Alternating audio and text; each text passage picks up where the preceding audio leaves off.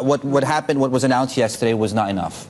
It's seriously too little too late. I would want to believe that it is a step forward.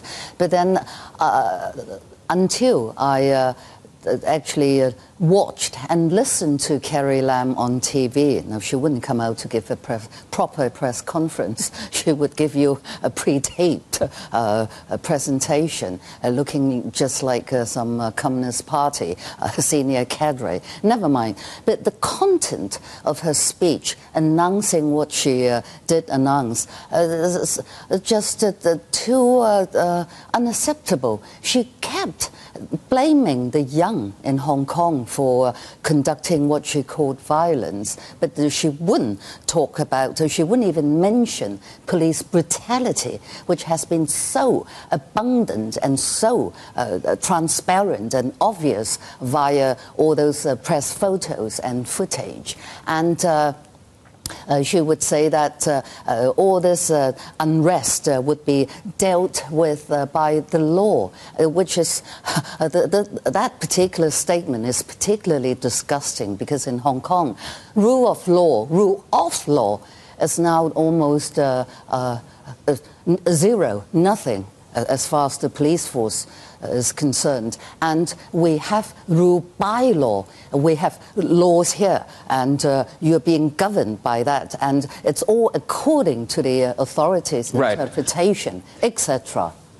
But who implements the law now? I mean, if not the police, who then during this, if you could call it a transition period where one camp doesn't trust the police, but in the absence of the police, I don't want to talk about the other option there. Who do you suggest then comes in the middle and implements it? The police force is supposed to serve the people, not using excessive force or calling citizens bad names. I mean, I do have the impression that the Hong Kong police force thinks they are the proxy of the People's Liberation Army in Hong Kong, and the people here are the enemy. And this is completely wrong. Carrie Lam should have reined in the Hong Kong police, telling them to properly behave and genuinely serve with care.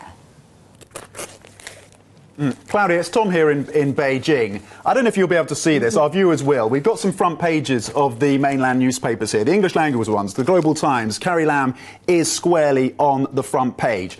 China Daily, it's on the front page. In terms of the Chinese language newspapers, this is the Renmin Rebao, so the People's Daily. There is nothing on here. Not a big surprise that they're not putting Carrie Lam on the front page of the People's Daily. I guess my question is related to some of the editorials in there, which are saying that now effectively protesters in Hong Kong have no excuse. This extradition bill has been withdrawn. There is no excuse now for more protests, certainly no more violent protests. And that's part of the strategy, isn't it, by Beijing, to divide the protest movement? That's exactly what we're worried, and that's exactly what we said yesterday. Now, we have to also pay attention to the fact that only one day before Beijing issued this dire warning to Hong Kong, telling us that they could apply mainland Chinese laws in Hong Kong in no time when they think it's necessary. And why 24 hours later? Less, probably, Carrie Lam would make this a supposed concession. It tells you there's some conflicting views within Beijing, and ultimately they would say that now all the unrest started off with this China extradition controversy.